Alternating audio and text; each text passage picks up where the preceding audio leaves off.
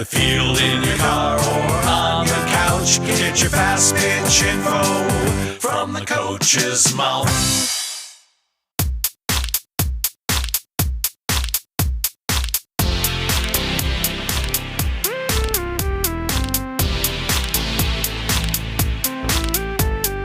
Welcome to the From the Coach's Mouth podcast with your hosts, Jay Bolden and Ken Kraus.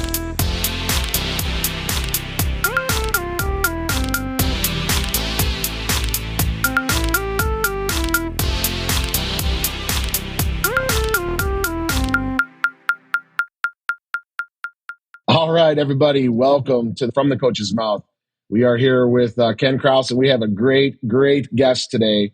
I'm super stoked about this. I know Ken is as well, too. We have the one and the only Jeremy Sheetinger from Georgia Gwinnett College. We are excited to have Jeremy on this, or Sheets, on this podcast with us today. We're going to dig into some stuff here to help some coaches out, maybe get in and talk a little bit about the game, some of his experiences, all that good stuff. But Sheets, man, welcome to From the Coach's Mouth, man. We're happy to have you. Well, I'm 10 shades of fired up to be here with you boys, but I'm going to tell you that's a lot more Jeremy's in the intro than I'm used to.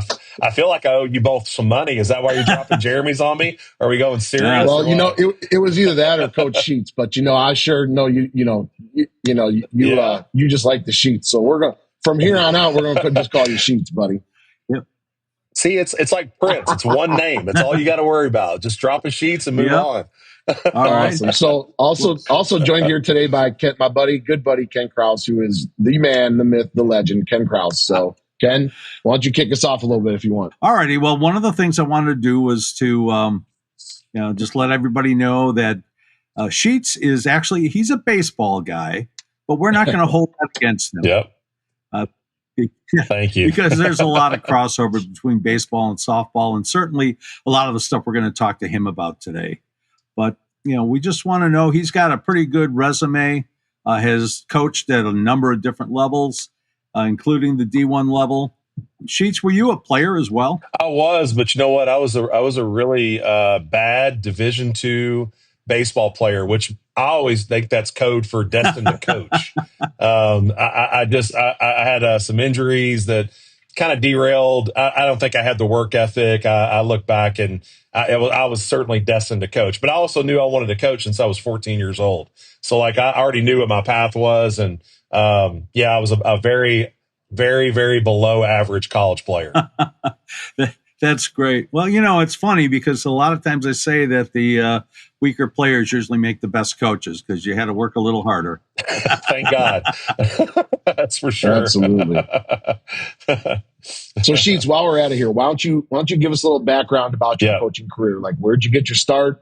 Give us a little timeline there. Maybe some of the mentors you had along the way during those coaching stints. I think that would be huge for people to get an idea where you started. Love talking through this. So I'll go back even further, and it's more of a calling to the profession of coaches and the impact that coaches can have on their players. Short version is I grew up a basketball kid from the state of Kentucky. Thought that I was going to be a 6'1" chubby white point guard in the NBA. And I had a little league coach that literally changed the trajectory of my life. And I don't say that lightly. You're talking about baseball was a hobby. I played it because all my buddies played it, but it wasn't where my passion, was. I was really wrapped up in basketball.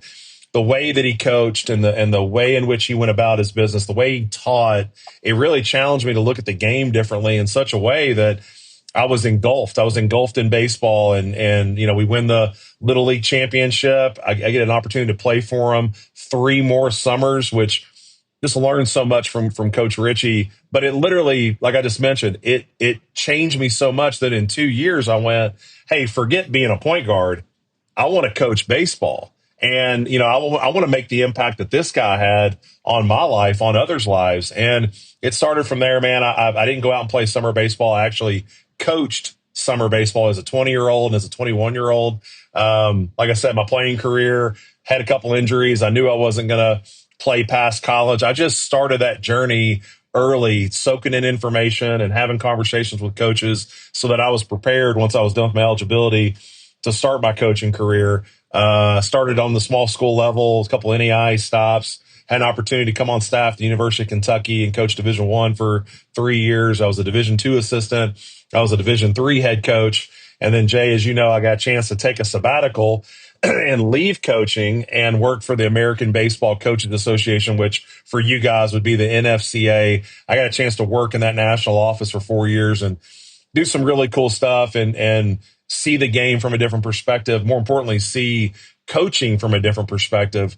So much so that I really felt that itch again. Hey, if I could go back and coach, I could probably right some of the wrongs in my first 11 years, and I could do it the right way, and I could do it with a different perspective. And so there was really only one job that I wanted, and it was the Georgia Gwinnett job. So when it came open, it was the only one I applied for, is the one I went after the hardest. Thank God, by the grace of God, I'm here, able to wear a G-Claw. I'm going into my 6th year here as head coach. And Jay, you've been here before. You've seen this place.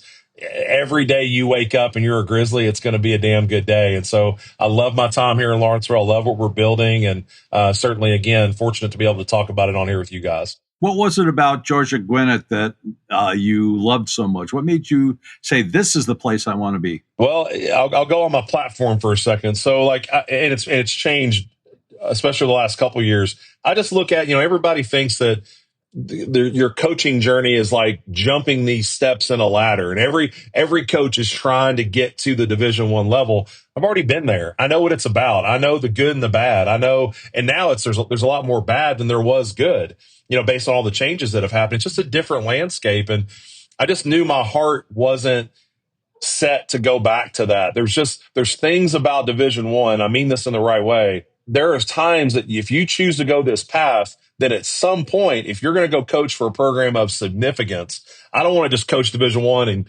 we win 15 games. I want to go coach for a team that's got a chance to go to Omaha. Well, if you choose that path, get ready. You just got hired to get fired one day. And I've got small kids. What I don't want to do is, hey, in 5 years go, hey guys, so I just lost my job. Now we have to scramble and move somewhere else across the country. 5 years later, hey, we lost our job. Hey, I got to move again. I didn't want that life. I also want to be a dad. Mm-hmm. I take a lot of pride in being a dad and being a husband. And at this job, Ken, I get to be home every day at 5:30. And so I wanted to coach on a high level, have an opportunity to win the last game, have an opportunity to build a program of significance. I get to coach older players, which is the whole recruiting conversation. But it was more about the lifestyle that I wanted was I want to be home. I want to be with my family. I want to be with my wife and with my kids. And on the NAI level, it's perfect to be a family man, but also be able to coach the way you want to coach. And so Georgia Gwinnett was the obvious. Absolutely. And I'll say this too, just a little background with Georgia Gwinnett. We, at St. Xavier University, we made it to our opening round of the regionals to get to the championship. And of course, we've been down there a couple times. So Georgia Gwinnett, we go down there. I'm like, wow, you walk on that campus, that facility there is absolutely top notch. It revels some of the Division I programs that you see better. There's honestly, Georgia Gwinnett's facilities are absolutely better than some of the Division I highest levels that you see. I mean, the fields are immaculate. I mean, the hitting area there, outside hitting area is beautiful. Your field is gorgeous. Yeah. The dugout's gorgeous. I mean, just you're there and you're like, wow, like this is real. And you guys have the Grizzly Network there, which is, I mean, the media there is great for you guys and what you're doing. And again, I'm going to go back to what you were talking about, Sheets too. I'm at the NAI level too, and I had a hot cup of tea at the Division I level a couple of years ago, and good experience at both. But the NAI level for me is just it's just like you said, it's like I can breathe. You know what I mean? And at the same time, I'm going to throw this at you too. I really feel this, Sheets. I'm going to say this to what I say to my kids when I'm working with like them pitching or hitting, or we're in that recruiting process. Is you got to find the right fit.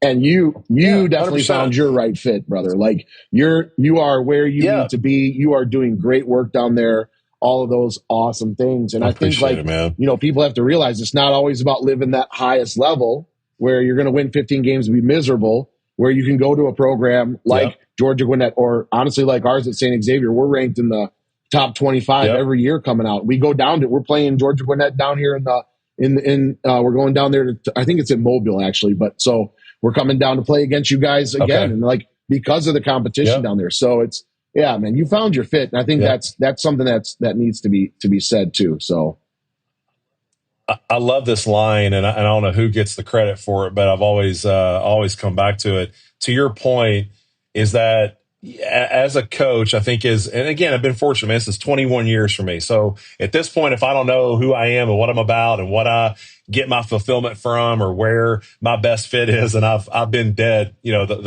for 21 years, but I know it firmly, plant my flag firmly, that I know who I am. I know what fills my cup every day, and I know what I want out of coaching and out of my career. And I always go back to this line, man. Once again, I don't know who said it, but the big time is where you make it. And I think there's a piece of that, like I've been different places enough to know better. And once you start to see, dude, I love the small school. I was a Division II player, but my first coaching years my teeth were cut on the NAIA level. I'm very familiar with this space. I know what it's about. I know the landscape. I know what you can do. I know what the limitations are. I know what you can't do at Division III and what you can't do at D2 and all those little things. So from my standpoint, like, this is my Vanderbilt. This is my Texas A&M. This is my LSU.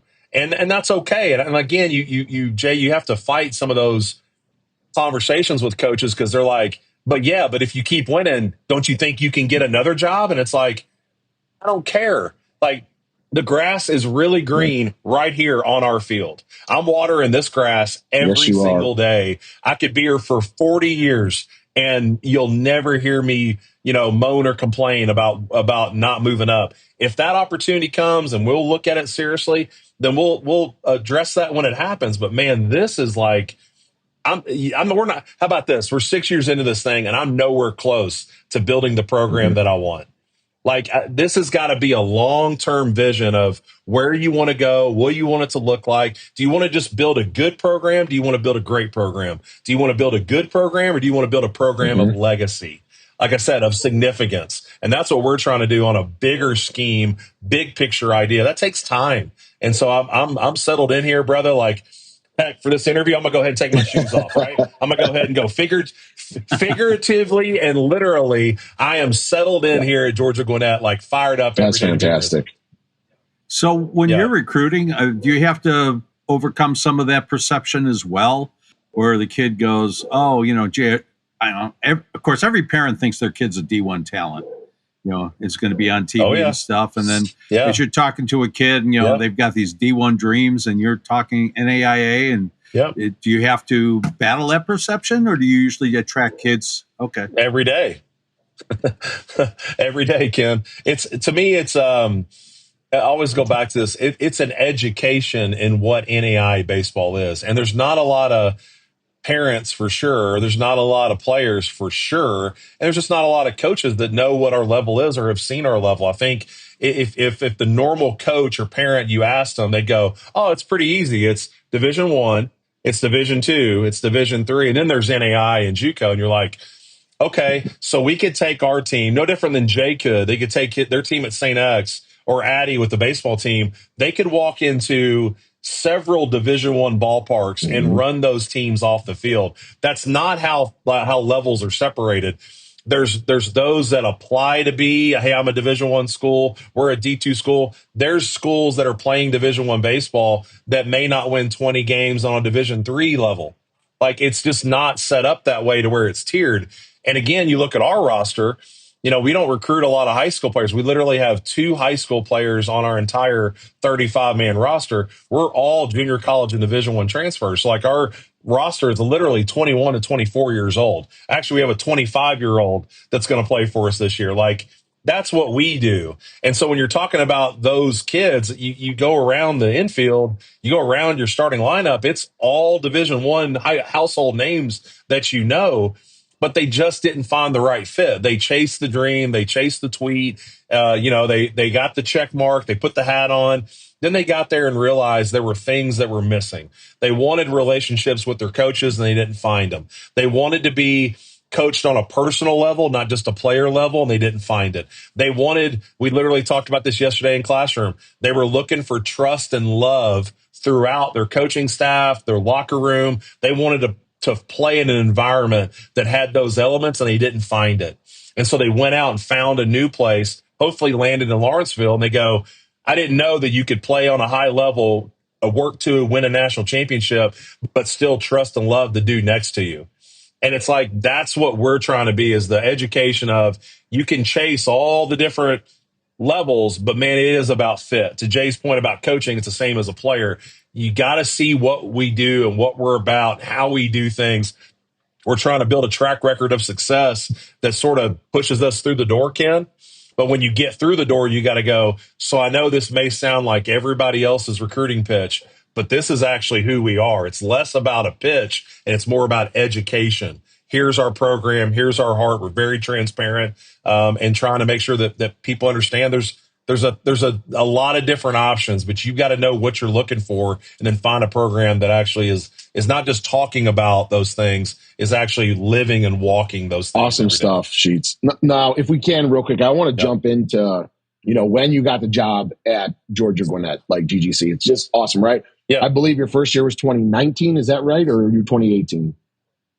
2020, right, so but COVID. COVID season was my first so year. here's what if you don't mind, talk to us about your first season. You got to deal with COVID. I was actually my first year too, coaching in the college, and not exactly what I expected. So give us an idea about 2020, and then I want you to talk about 2021 and that magical thing that happened for you then. Yeah, and it's so fresh because we actually had one of the best pitchers that's ever been in our program's history. He was the 2020, even though it was a shortened season, he was the NAI ball pitcher of the year that year. He was at practice yesterday. So him and I spent basically all of BP just going back and forth on that first year, and some of the players that we had on the roster, some of the little moments that happened throughout the year. So all this is like fresh in my brain. It was interesting. And I think anytime as a head coach, you take over a program, you have to fully embrace the program that you took over. And I mean that on two different levels. I took over here a winning program.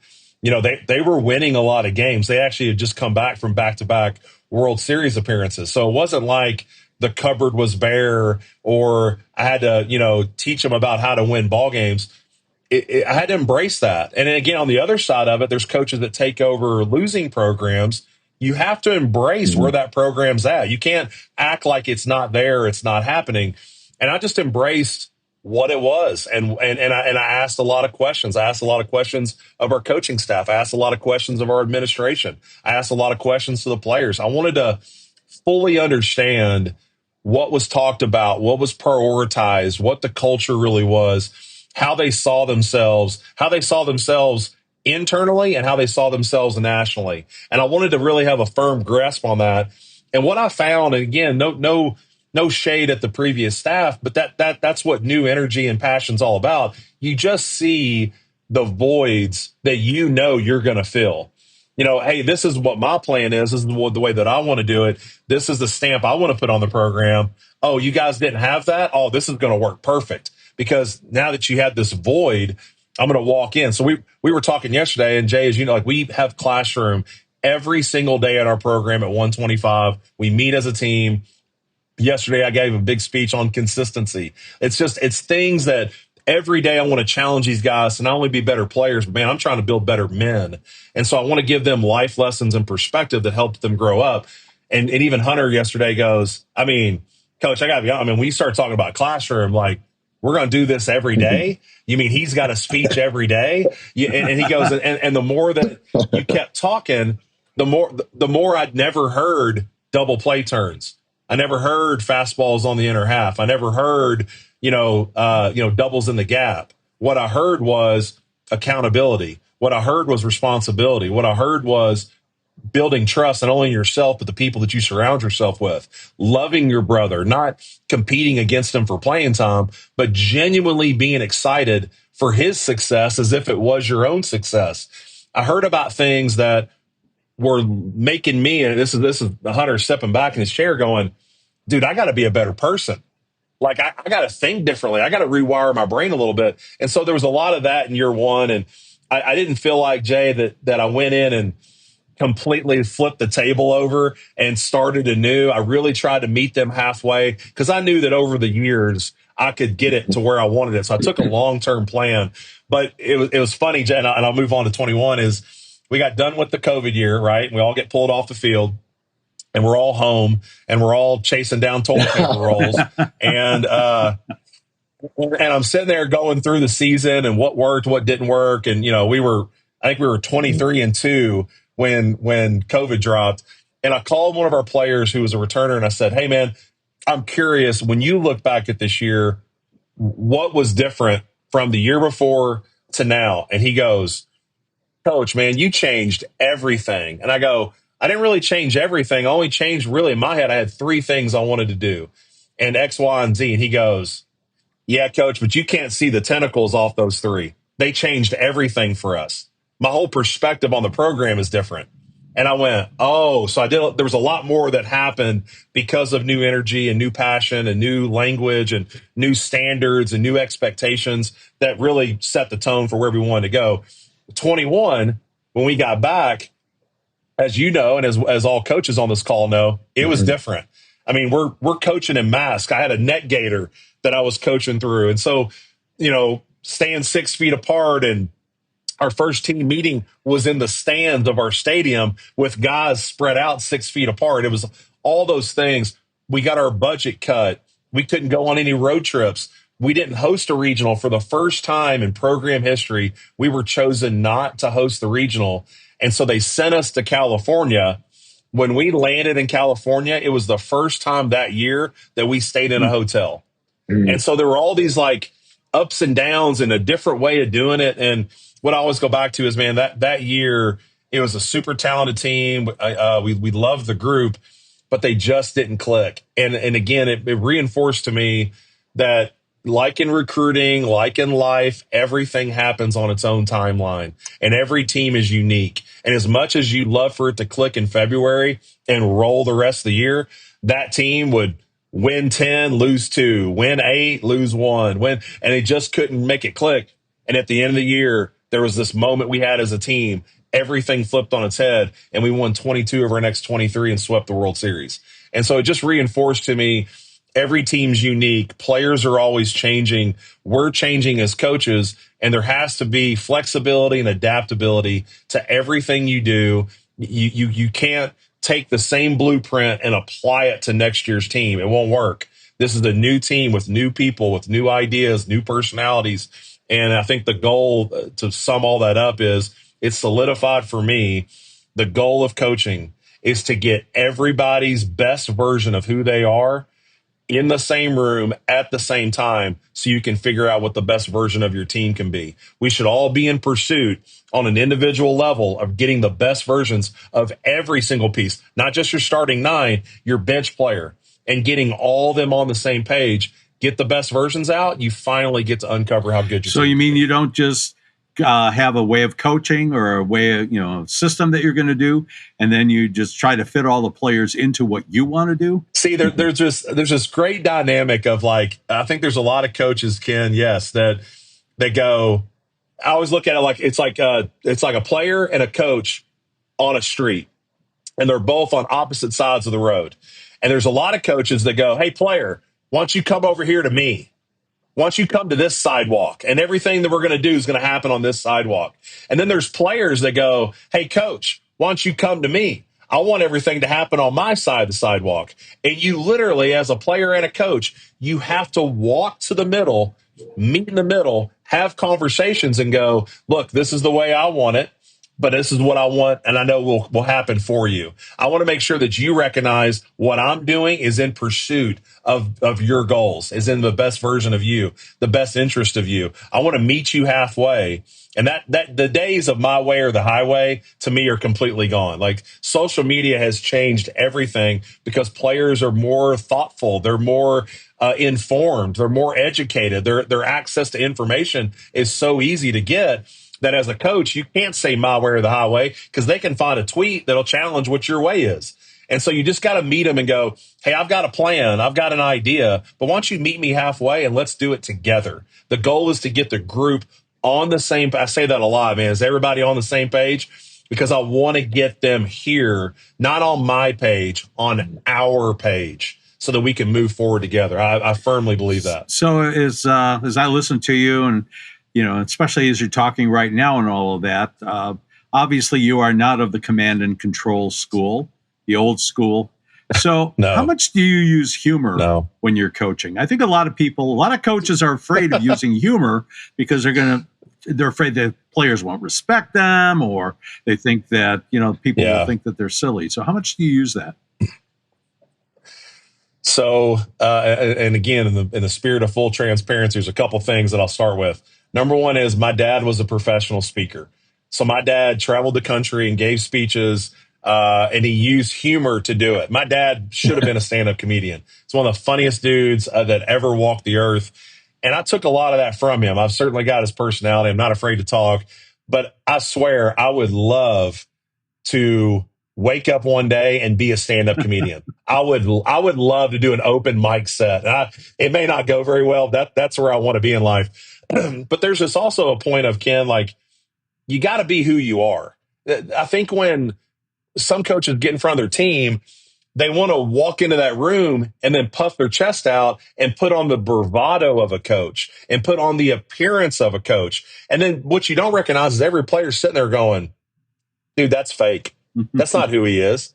He's putting on the show right now. And now they're not listening because they're so turned off by the presence that you just brought the room. To me, what I've tried to, and again, thank God for the ABCA in those moments, it came back to authenticity. I used to model the coaches that I revered. I tried to coach at Division III Spalding. I tried to coach like Augie Garrido. I tried to coach like Mike Bianco. I tried to coach like all these great coaches. And then you realize, well, none of that was me. There was pieces of it that were me, but how about I just coach in front of the team and I'm so transparent. I'm so vulnerable, big word with men on the call. I'm going to be vulnerable in front of them that I get to be who I am. So to your point, I will stand in front of them and use public speaking skills, which are when you're talking to a team, you want to take them through a range of emotions. If you want to keep their attention and keep them listening, you have to take them through a range of emotions. It's the old Demi V. You got to laugh, think, cry. And so what I want to do is try to get them to a place where I'm making a point, but then I inject humor. Yesterday, we were talking about walk-up songs, and I used a player as an example. And I just used the example of, like, your grandma doesn't care, like, about, where the gat is and who's counting guap. And she doesn't know what those words mean. Like, your grandma doesn't want to hear that. She wants to hear AC/DC Thunderstruck. Like, that's the song she knows. And so, like, right now, like, you get the group laughing, right? And then you come back with a point that immediately makes them think. So now that you got them laughing, you hear laughter, you come right back with the point that you really want to make. It's bigger than you. It's bigger than your walk-up song. It's the environment we're trying to create. We're trying to create a fun environment in Lawrenceville. You want fans to go, I really enjoyed my time. Yes, watching baseball, but just the music, the spirit, the energy that it gave me. And you now you have their 100%, but you use humor to help them ride that emotional roller coaster so that you can inject the things you really want them to hear.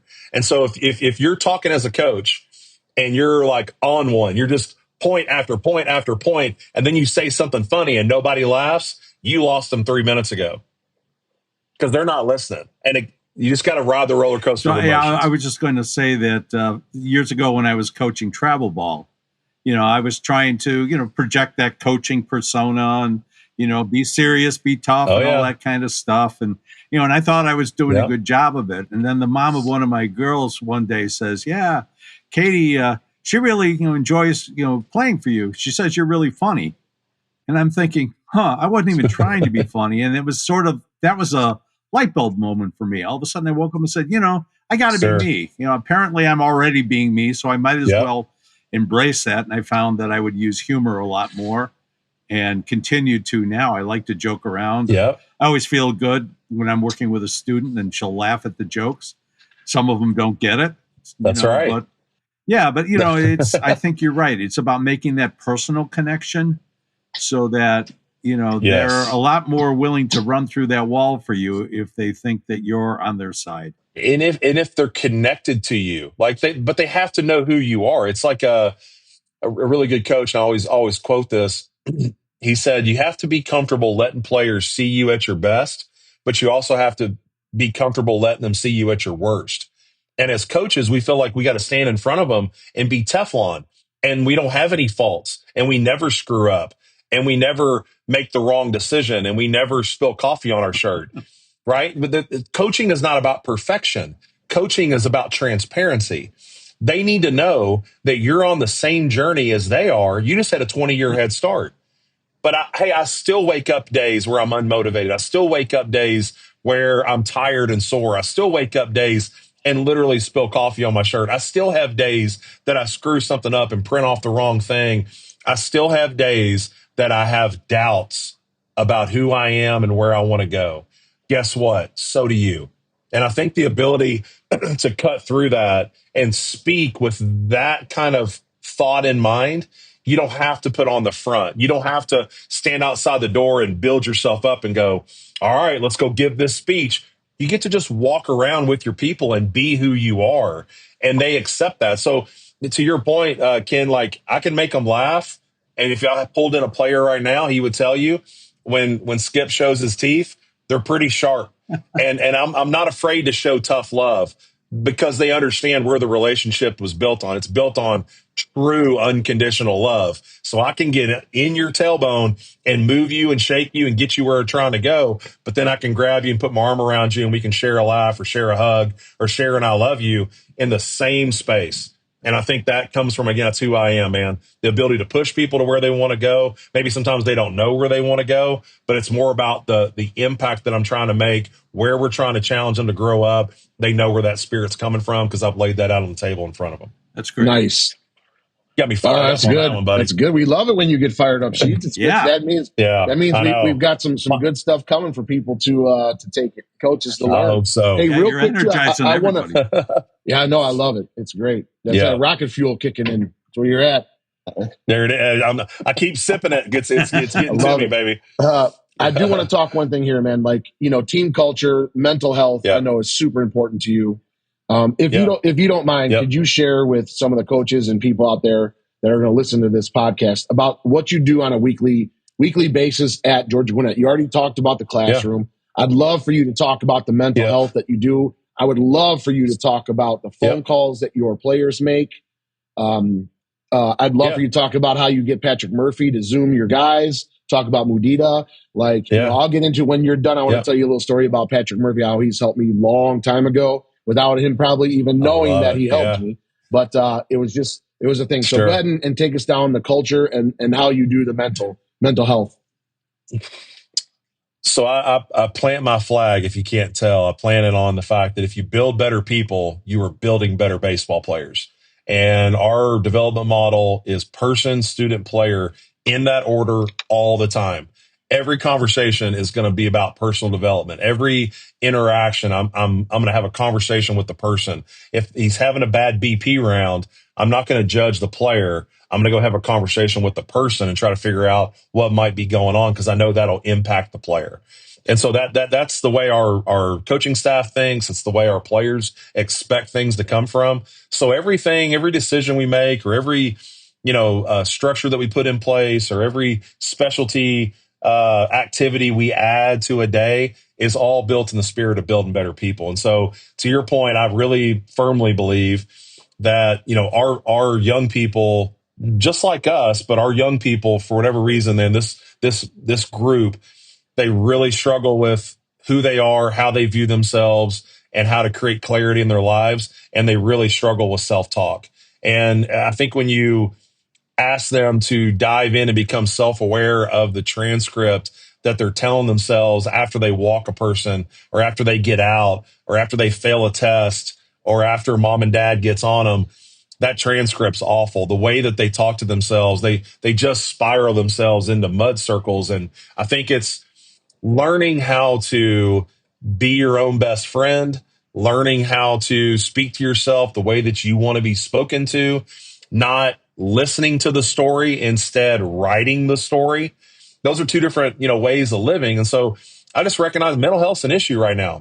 Like I told you guys before we got going, I got a buddy texting me right now about his mental health is not in a good place. And so I'm trying to help him out and work through it and give him some perspective. And number one, let him know that I'm there for him. So if he was a player here, I would say your mental health matters to me so much that I'm going to segment a part of my practice schedule, our time together. I'm going to segment it every day to let you have time to get your mind right. And again, there's a lot of depth to this. If the player just uses our mindfulness time, whether it's 10 minutes or 5 minutes or 15 minutes, if they just use that time to separate from everything that got them to that point, what happened this morning, what happened last night, that story they keep hearing in their head, mom and dad, girlfriend broke up with them, whatever it might be, if they can separate from that and then wake up from mindfulness and use the 2:00 to 4:30 time just to have fun, just to play baseball, just to run around the field like a 12-year-old. If they can do that, then what we've done is create this safe space where they have a chance to just enjoy their time. Because guess what? Your girlfriend still broke up with you. You can deal with that at 5:00. But it doesn't have to affect you at 3:30 when we start batting practice. And that's a choice that we make when you learn how to control where you put your focus and where you spend your time and thought. So we use mindfulness to learn how to navigate the space between our ears, how to slow down, how to learn how to trust our breath, how to let the breath be a calming force, not just a involuntary act, but breathing intentionally. Like I'm kicking the snot out of this interview right now, but I'm going to slow down really quick and take a big deep breath on my own and go, just to intentionally calm my heart because I've let my body trust that breath to slow things down. Well, don't we want that when they're in the batter's box trying to perform? Don't we want that when they're on the mound trying to perform? When an umpire makes a bad call, when adversity hits, we want them to have a plan and a default that allows them to slow down. So it's a daily thing for us. Every single day, before every practice, before every game, our players will not take BP if they do not meditate first. Wow. And so it's just trying to build a routine and a connection and a true understanding of where this comes from. Yes, it applies to baseball. This is the 15 seconds between each pitch. This is their routine that allows them to overcome the moment before, move on because it's in the past and you can't change it, not worry about the future. We're in a 2-2 count. You have to execute a breaking ball right now. Can you put yourself in the right mindset to do that? So if coaches are interested, I can send you a bunch of information on meditation and mindfulness work. Love it. Every single day in our program, our players would tell you it's one of the most important things we do. But also, it's just being intentional about our time together. So to your point, 125 classroom, and on certain days in the fall, we designate these are days that we're going to do specific things. Tuesdays are Toolbox Tuesdays. And it's just a way for us to give them tools like in their tool belt that make them better people, make them better men as they move out in life. And so literally how to change a tire on their car, how to jump a dead battery, how to tie a tie. How many of them have weddings and funerals coming up that they won't know how to tie a tie? They got to get to YouTube. I'm going to teach them how to tie ties, right?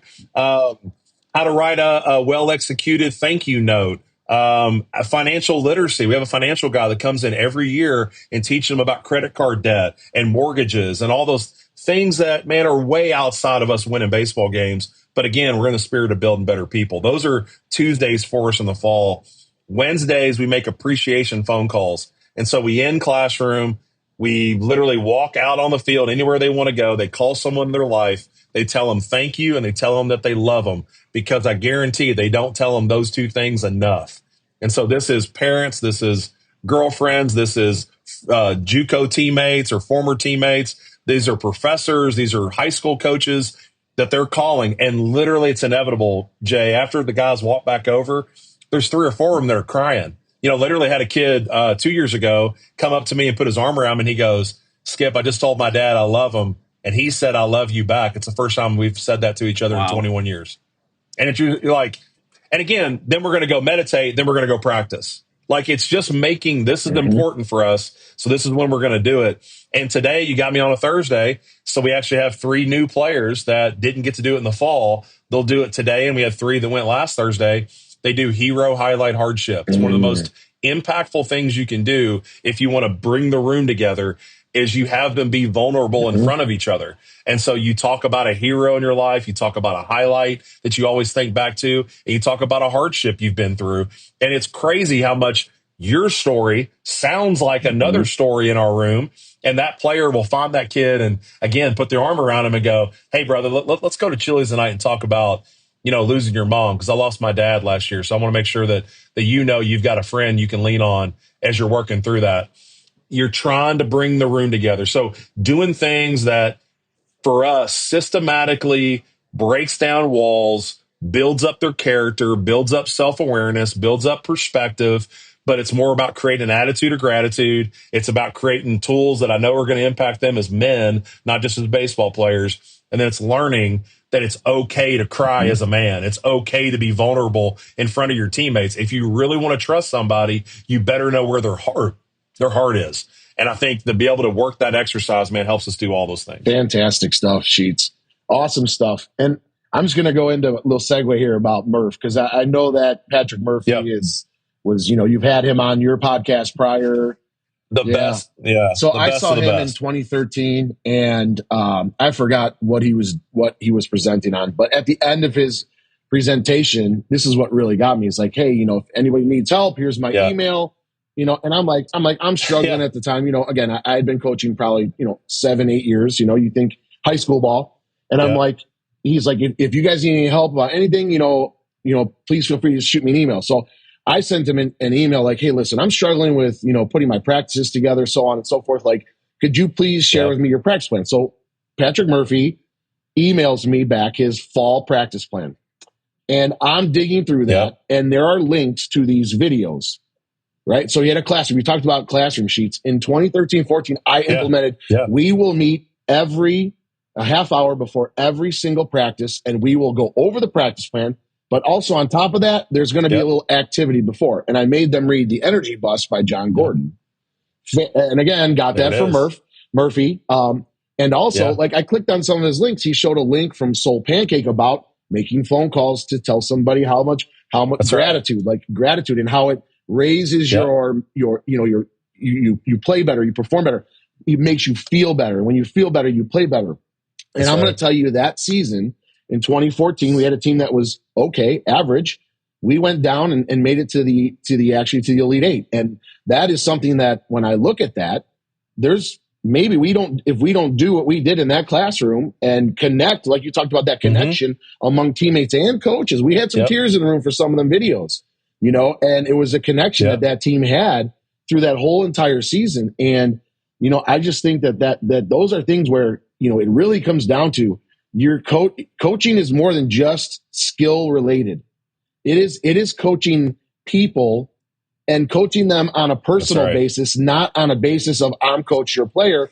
It's I'm just here to help you. And I want you to be a good person. Yeah. When it's all said and done, when you graduate from here, I just want to know that you're going to have a great family. You're going to have a great job. Like, those are the things. And Murphy, when he did that to me, like, he didn't have to send me an email. That guy's probably as busy as can be at Alabama. Everybody wants to get, talk to him. And he did that for me. And again, that's just him not even knowing how it's going to impact somebody. And here I am years later. And, and my job is like, okay, if this worked for me, I got to share this with other people. Like, I had, other friends have their teams read the Energy Bus and show those videos and make those connections as a team. And I think what you're doing there at Georgia Gwinnett is absolutely awesome. And my point is, I really feel like they should be doing some of this on the travel ball end of things, because I feel like travel balls show up, hit the ball, leave, show up, practice, go, see you at the games. There's no connection. Having some of those team building things are critical to having a team that's going to, like you said,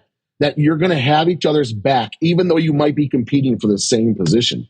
So again, if you can just talk a little bit about some of the things that maybe Murphy, because I know, like I told you, we're yellow ball people, man. We like the big yellow ball. You're on the baseball side, but Patrick Murphy kind of crosses both of those paths. So share a little bit, if you can, what Murphy's done for you and your program.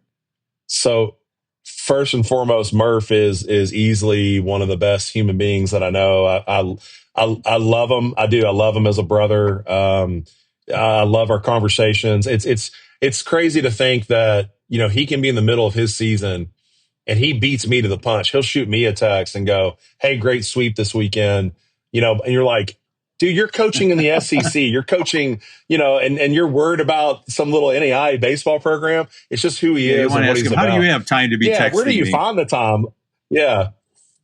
Here's the best part, and a caveat, and I'll get back to the point, is the reason that he can stand up on stage, Jay, and say that, no different than I can on this podcast, and go, if you need anything, my cell phone is 502-767-7680.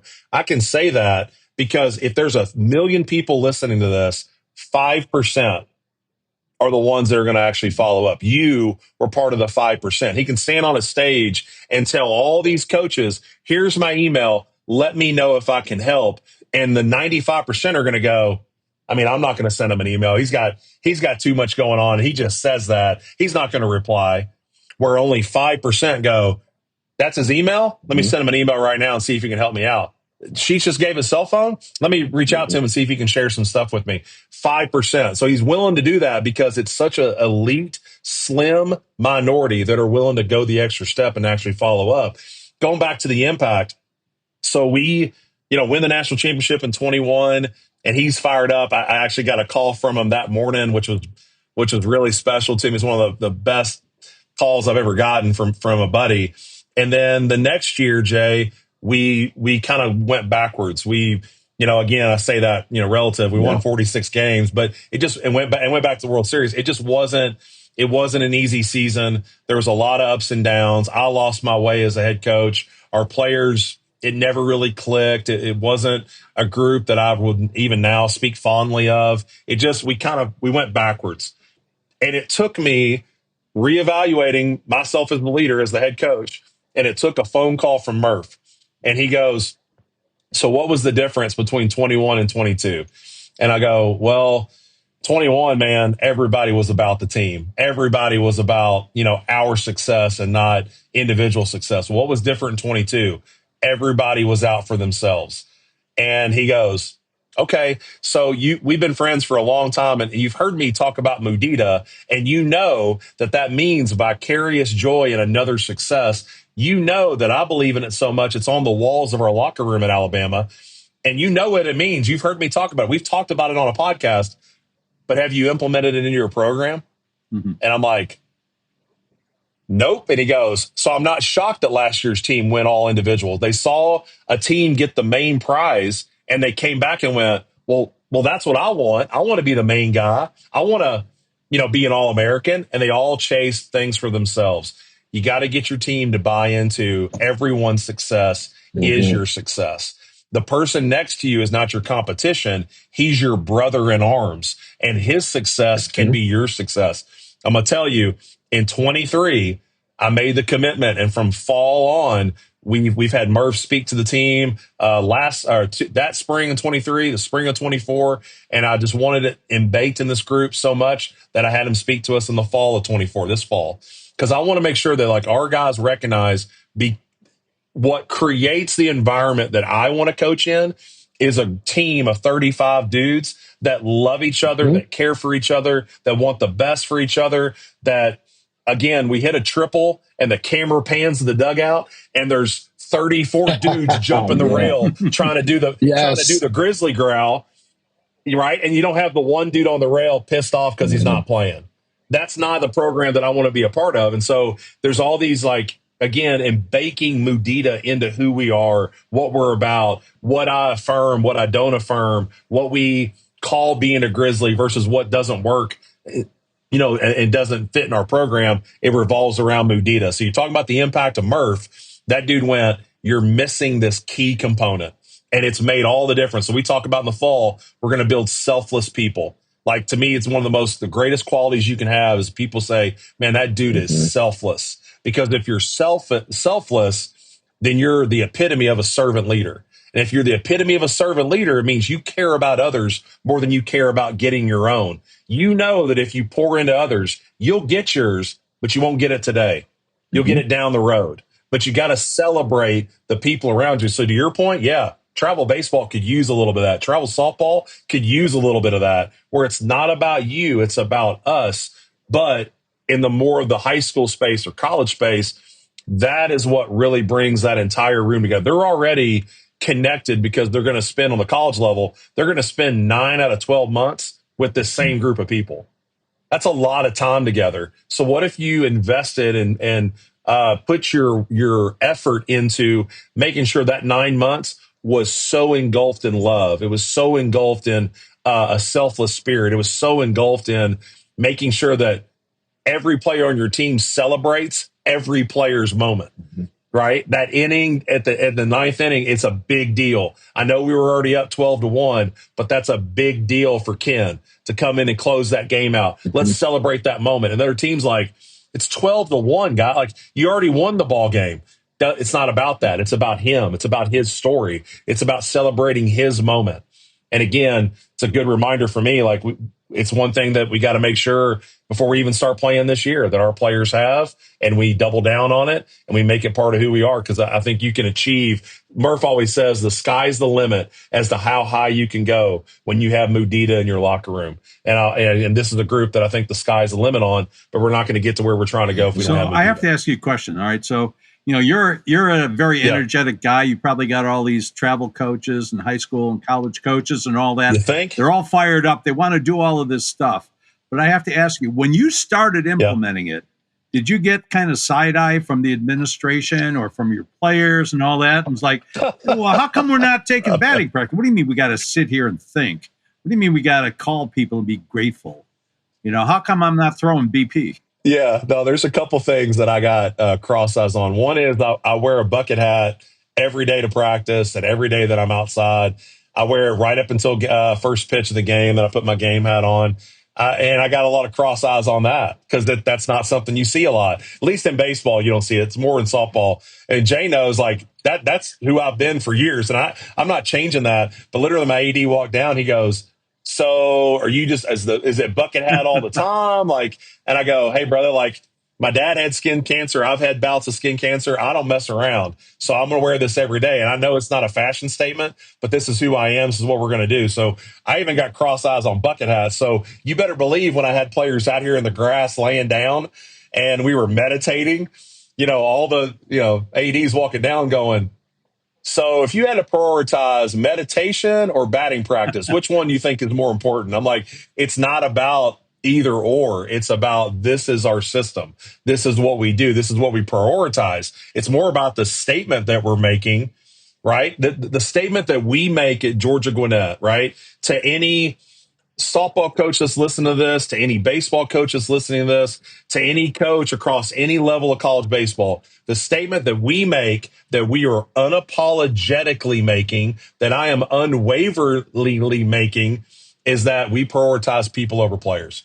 Is that we invest into the people that are in our program. Is that I really, truly believe building better people will build better baseball players, which will help us win ball games. And I don't cross that line ever and sell out to the player side of things. It is literally, I was telling again, as I told our former player who was here yesterday, he goes, what's the biggest difference?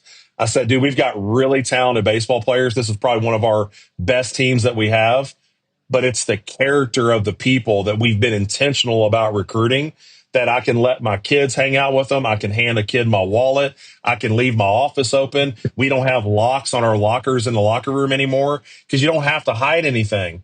It's such a group that we've vetted them so well that we have great people in our program. So to the point, like we still get like, we're the grass people. Oh, you got GGC. They're going to come lay in your grass before you play them.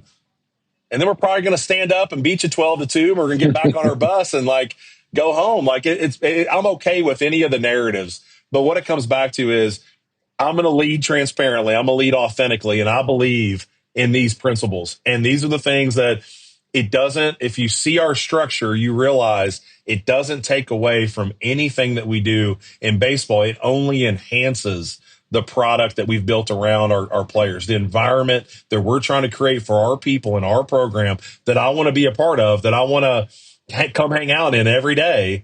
We're going to make sure intentionally it's built in a way and Jay's seen it, and visitors that come through, and you walk into our side of things, like Jay's on the softball side of the building. When you walk into our side of things, you go, what is this? What am I feeling? Well, what you're feeling is a blast of positive energy. What you're feeling is passion. What you're feeling is dudes getting after it. What you're feeling is you've never seen guys practice harder than what we practice here at GGC. And again, what you don't see is that we're up here in this classroom challenging them to be better men. What you don't see is us making phone calls and sharing and being vulnerable and crying on each other. What you don't see is the emotional investment that we're making in mental health every day. What you don't see is that. You see the baseball product. It's a whole holistic approach to building a better man. And if I build a better man, we're going to have a better It's baseball. obviously 100%. working for you. Real quick too, Sheets. I want to get into. I want to switch gears a little bit here.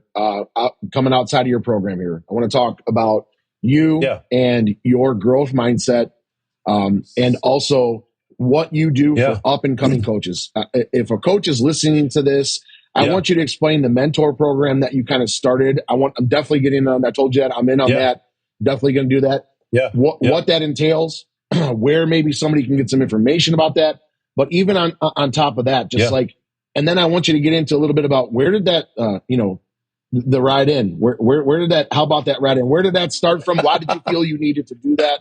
I think that's all going to kind of tie in together about how you continue to again share instead of keeping all of this information and knowledge and great things that you're doing at Georgia Gwinnett. You're an open book, man. You're like, somebody wants help, you're going to help them. Like. I asked Sheets, I think a year or two ago, just about, hey, give me some mental things I can do with my players, that could just where we can tap out of the softball thing and just let them be humans for a little bit here and not think about it. So Sheets, if you don't mind, share us a little bit about that mentor program you've got going on, what it entails. Again, it's a financial investment, but you're also getting a great return on that financial investment.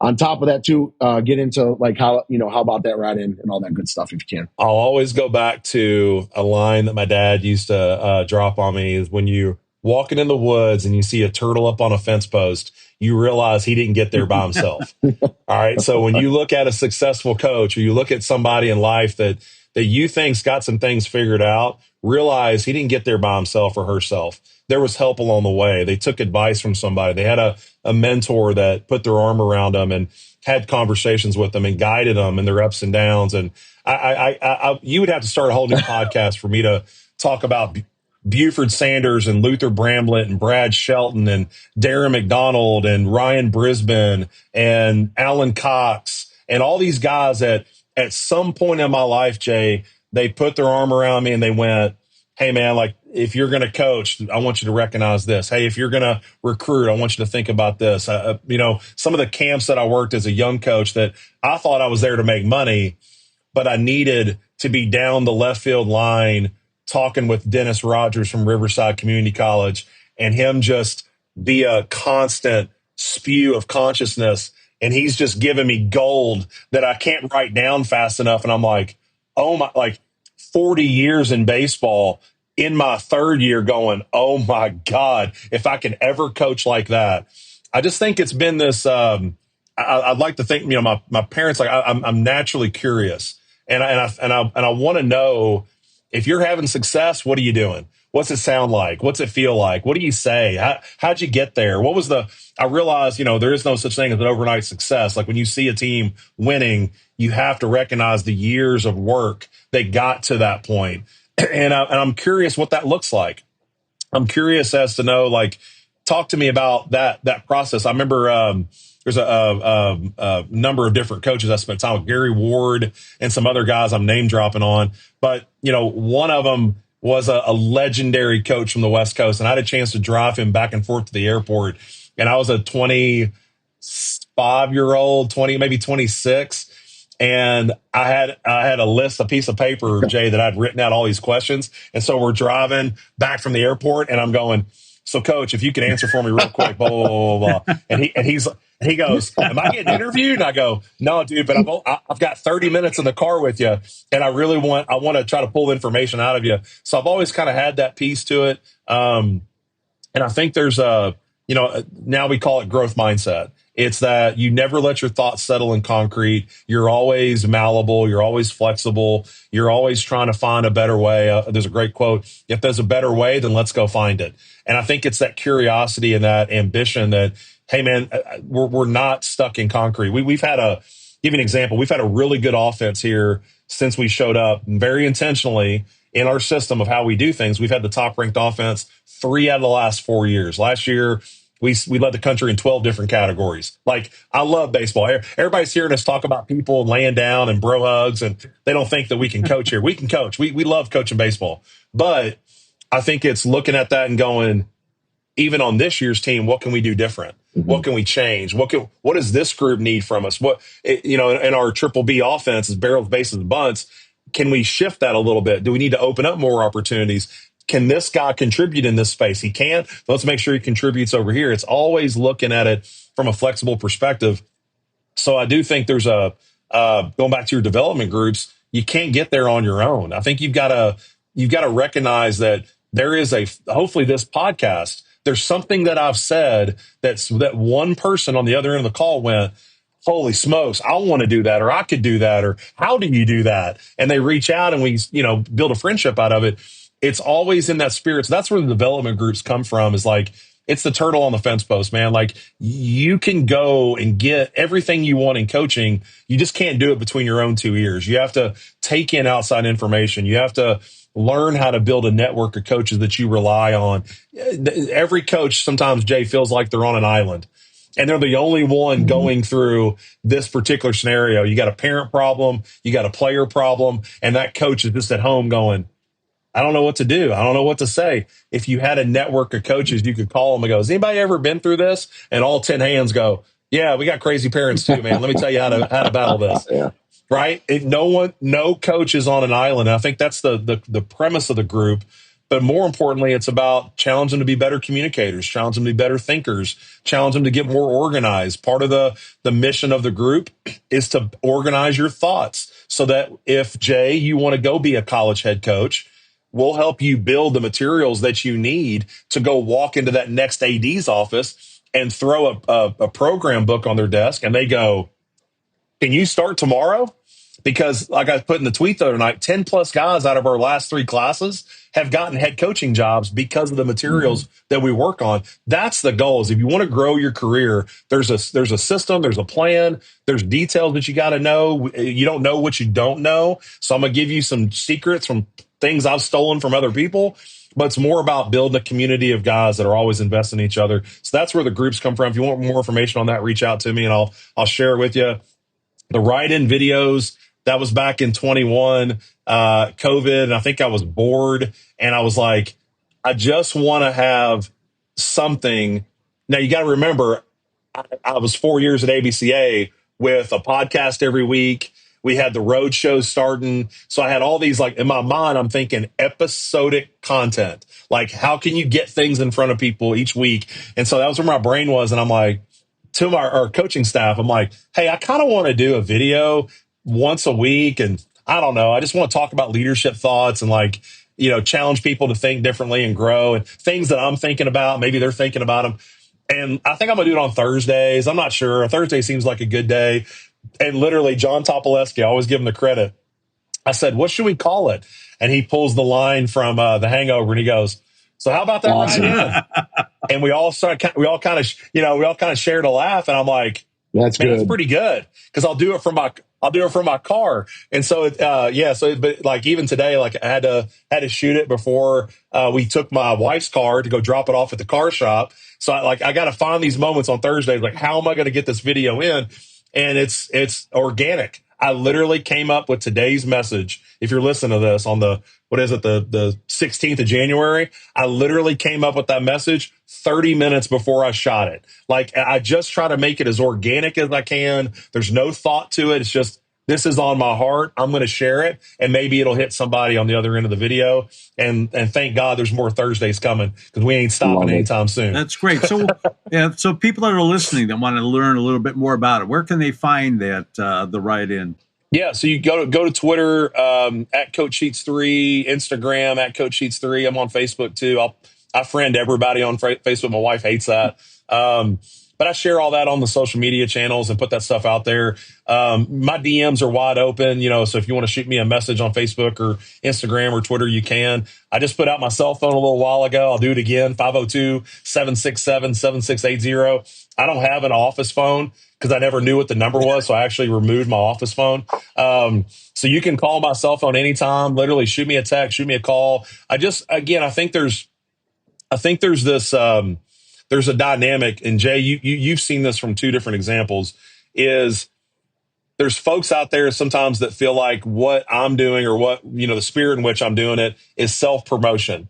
And I think if you got to know me a little bit, you'd realize, like, dude, I will cut myself in half. There's nobody that believes in self-deprecating humor more than I do. Like, I love it because it keeps you human. It keeps you humble.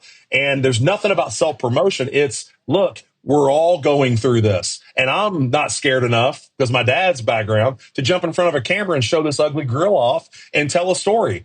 And I think it's more about like, hey, I'm willing to share everything in our program but our signs. Why? Because most of these ideas I stole from other coaches. Nobody comes up with something brand new that's theirs. Somebody did it 30 years ago. They just didn't have Twitter then. And so it's not about keeping your secrets and putting them in your coffin and taking them with you when you die. It's about going, hey, this works for me. It might work for you. Hey, we have success doing it this way. Why don't you try it? And it may not work. That's okay. But I think it's more about the spirit in which you share and where your heart is. I think that's what I'd love to be. And I'll say this too, Sheets, just for anybody listening. When we went down there in that opening regionals, we're playing Georgia Gwinnett College in the regional. And Yeah. I text Sheets. Yeah. I'm like, listen, man, we're coming down there. Would you come and just hang out with the team for a little bit and maybe take a picture with us? He's like, sure, man. Be right down. Meet you guys down there. Here he comes out and he's like, hey, I just want to wish you guys good luck. And here we are, we're facing, their softball program there. So again, Sheets is about giving to others. And I think that's what it's more about and helping other people grow. I appreciate you for sure, man.